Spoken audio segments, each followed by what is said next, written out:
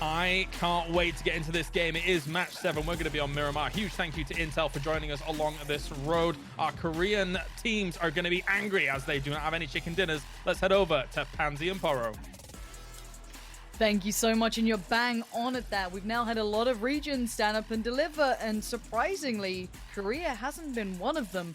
Poro, this has to be kind of a bit of a warning signal for the other teams in the region to pick up the pace a bit here. No, 100%. I mean, it's especially when you're playing at home. You know, I mean, I think these guys were expecting to come in here and just be completely comfortable, and I'm sure they had respect for the lobby for sure. But at the same time, I can't imagine that anybody thought that the Korean squads would be sitting here just struggling to find the late game even in these qualifying rounds. I'm with you on that. Now, the teams I really want to keep my eyes on as well is someone like Oath, who in that previous game really impressed. VP as well, VIRTUS.PRO looked quite tasty in that. 4 AM finally decided to go, you know what, we'll have a little dabble in the late game. We'll get there this time around. So we're getting a couple more teams finding some space, it feels like. We've taken away some of those heavy hitters towards the top, and now we get to see a little bit more of what... Oh, wow, that's a very southern circle, Poro. That's a lot of teams nowhere near this. But we see a lot of action going on in this one little section here. Look at this. Yeah, this is a bit of a cluster. You've got Tiamba here, you've got Fury here, and DA trying to leave here.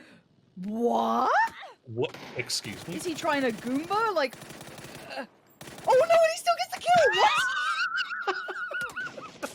Spoo, dude, I'm so sorry we had to see that. That's embarrassing. I apologize. I mean, it is what it is, but we just had someone, you know, just spring-heeled Jack over here having a great day, but Furia now with 3.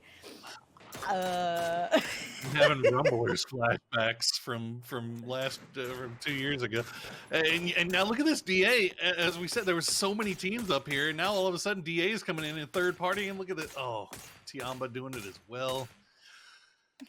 Goodness I'm gracious. just happy to see this, man. Honestly, you know what, Furia? You made Why me did I say have anything? a good time. Yeah, that's. I don't say it's your fault, Poro, but it might be.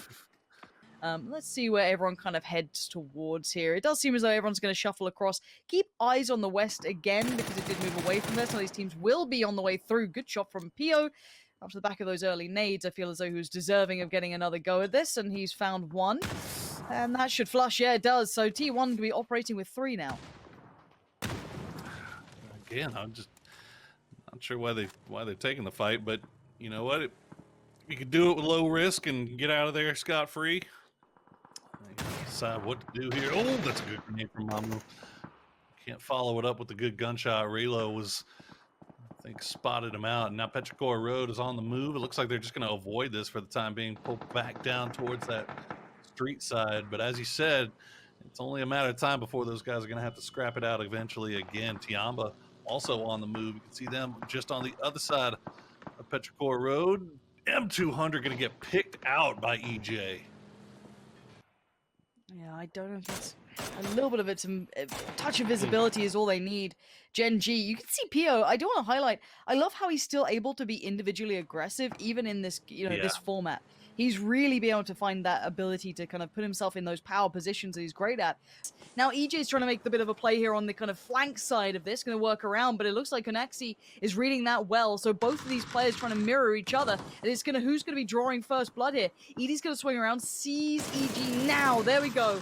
The 1-2 thank you, as one of my co-casters likes to say, does bring the hammer quite literally down from above, as Hickory now going to have to work his way around. They've lost the positional work, and Edie from up above is doing serious damage from here. It was a bold maneuver to get on top of the building, but it's paid dividends and then some. A freak of freaks, welcome to the lobby. This is brutal. Back cap so. Gonna see TSM on the pull-up. Spins around, M4 to hand, he gets one, but this is a brutal trade-out. Bloodbath galore in the fields, and it's who's left standing. It looks like TSM was on the worst end of that. Snakers and pack caps. Incredible work. They were indeed. They do end up going down, and I don't believe they'll be getting rezzed. Balefrost and Relo split off from both of them. So Oath managed to hold the line for the time being. with some damage done. Gen.G, meanwhile, trying to third party onto this T1 push. They've already managed to take care of a couple of members of Zenith as well. It's down to just Kickstart and Roth, as Divine is also up there now. Oh, Kale. It's just getting absolutely peppered. But Brewery Realm's going to have to crash across the road here into 4 a.m. And Tiamba's down there as well. We got a big old warehouse fight going on. Yeah, this is going to be a harsh battle to be won. 4 a.m. have a nice little ridge to play with, and you can see on the other side, Brewery Realm, where they tried to make that cross, were nearly met by bullets. 4 a.m. now being pinched, though. Tiamba's going to start playing up towards this. They see the fight on the other side. They see who's going to be in this battle. They're going to try and take the advantage on that. A good idea of a play, but they want to make this clean because T1 could get involved. More teams pouring through. This is what we're seeing with this format, is that it all explodes at this point because, simply put, it cannot be contained anymore. It looks as though at this point 4 a.m. are struggling crazy still here, but for how long? And for now, Damwon has gone down. You're going to see 4 a.m. on their last legs as well. Aqua 5 might be looking to try and support Adder as they try and pinch in towards what remains. But Tiamba are going to get themselves caught as well. Crazy trying to survive just a little bit longer. He's got the blue right on his back. It's tickling him, taking him down to about half HP. He knows that Tiama's waiting for him to make a move here. He's going to see if he can get somebody. No, Lidshun. Going to read him like a book right there. Now Tiamba has to take their turn to try to make it the way in the circle. What? Hey, what? It's a car dealership. And Divine comes out on top. Okay. You got the better deal. All right. They just went for a nice little joyride. They had a good time. And now we get down to pretty much 9 teams, 26 players, so some have been kind of culled and cut to pieces. You can see Oath, I think, only has 2 players standing, but slap bang center circle. And we're going to see who's going to make the better plays now. This is going to be coming down to a more traditional game almost. VIRTUS.PRO on the outskirts, DA in the south. You're going to have a couple of teams littering the outskirts here. There's not much room in the middle. That's the main part. There is not much cover, and Oath currently retains the vast majority of it. Now, though, we are going to see Petrichor just catching a glimpse of a team trying to send in towards center, but it will be Oath waiting. If they hear a car pull up, they're going to take that fight. Grenade coming out. Balefrost going to just deliver that outside of his door. No, thank you, not today. No sales are wanted here. Please go somewhere else. And Balefrost again doing well, but there's more players coming through. Another bit of utility invested towards the outside, and that's going to be a bit of a burn coming in, but a kindness given. And Oath once again maintains center circle. They'll be happy with this. No. So VIRTUS.PRO have vehicles. They could crash if they want to, but the problem is they'll be open to a lot of the lobby. Gen.G would have Vision, LG Divine, and of course Oath, and maybe a little of DA. This southeast side is ratty as anything. You got Tiamba down here, T1 down here. DA have Vision on this as well, and Petrichor has been waiting patiently. Mamu finally strikes, waiting in the long grass. The Velociraptor himself, and now Lorena on the other side pops down an aid, does find it, but doesn't actually get the kill with it. Just a big tag comes out. Stolen away by Code Marco, but points do not equate to prizes. This time, it's simply the win. A little bit of a nade comes out, and even my Mamu's well geared for this too. 3'd up, plenty of nades still to play with. So, could be a bit of a danger, but no. Put to bed quickly at that as well. That's some gear to pick up. And I'm seeing DA in vehicles. Okay, do they send or do they not? It looks like some have gone out, so just a simple kind of step up. VIRTUS.PRO, something similar, almost mirroring each other on these steps on the south, both trying to get the advantage on each other. Batulins gonna happily send some bullets down range, but a few connections here and there, but nothing to write home about. Yeah, the north side, northern wrap was just not looking good for anybody, so VP just gonna tail behind DA and hope that they can maybe third party onto whatever happens to DA here as they slowly start making their way through, taking care of whatever snakes are remaining. They got to worry about Adder. They got to worry about Lorena. Well, they don't have to worry about Adder anymore. Esther going to take care of that problem for them. And now Gen.G starting to creep their way down towards the south as well. My God, and DA, DA. oh, Lorena! Oh!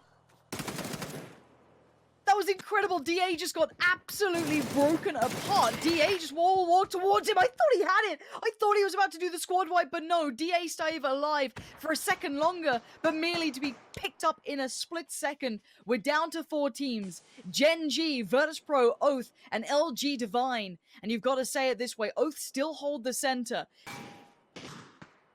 Batulin's gonna be kicking himself for that. That could have been the gateway opened. But they know there's a path now available, but Gen.G's response is gonna be interesting. LG Divine could be the ones to keep VIRTUS.PRO back, but actually, Turtle's been caught off. Hiruzen's just found one of them. They've got to know there's another over there. And Levi's still gonna stay low to the ground, give nothing away. My eyes goes towards Gen.G. What do they do with this? This could be a time to capitalize while VIRTUS.PRO are in another fight, while their attention is drawn. But is anyone keeping track of them? Is Oath watching out for this? We know there's still, you know, a couple of players for Oath around here. A couple of shots come out. Loki! Spyro! Huge shot from afar. That opens up a chance. Batulin's again, the nade goes astray. He is struggling. He needed one of the three he's had to go through, and none have so far. And now he's in danger. Belfrost is still alive. He's dipped into the smoke. Everything he's got now is being poured in. You can see the VIRTUS.PRO want this area. Belfrost in the open. Esther switches over to the barrel. He's got the shot. Belfrost down. Oath down to one man standing. VIRTUS.PRO still with 4 up. Getting the heals off. And now maybe time to consider their move. The molly comes in a little further away. So Oath should be okay for now. Oh my goodness. Oath counting their lucky stars right now. And somehow VP and Gen.G both. Oh, what a good grenade. That was 200 IQ, expecting the wrap to come in and just immediately rebuffing that. And now VP should have a chance to get the res here on Batulins, get back up to strength. And remember, LG Divine still in here as well. They've got 2 up. I'm not sure if Gen.G is just out of utility or just not landing on Oath. What? In a car right now. Are they really doing this? Pio's still on the ground. Are they going to go into this? Rose got a nade in hand. No way. This is dangerous play from Gen.G. All 3 in the vehicle. Shots come out. They find the plateau. They've made it further forward. Nades go up. Flashes come out. There's one. Brillo's found Esther. Oath are still alive in this. A little tagged up, but living for now. But the nades from afar. VIRTUS.PRO want in on this. Rello's going to be traded out. Now another nade comes poured through from Lou. And that's going to trickle down. Rello might get flushed, but no. And Balefrost is still alive. Where are LG Divine in all of this? There they are.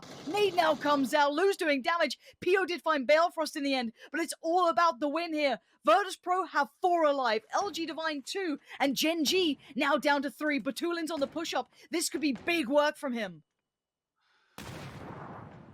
Gen.G just hiding out right now. They're waiting. They're hoping that LG Divine maybe does a little bit of damage for him. Everybody wants to be the one to do the third party. Oh my god, Batulins. This line that he's taken, that one bit of cover is massive, but Inonix dragged him out of it. 2 now stand for Gen.G, losing out on the player advantage. More utility invested. Keep in mind, Turtle saw so much of that. LG Divine need to get involved soon enough. The circle pushing everyone closer now. How do they get around this? They don't. Loki, nowhere to run, nowhere to hide. Gen.G are dead. And now it's down to 2. LG Divine with Levi's and Turtle. VIRTUS.PRO, this is a brutal way to play out the game. They are fighting with everything they've got.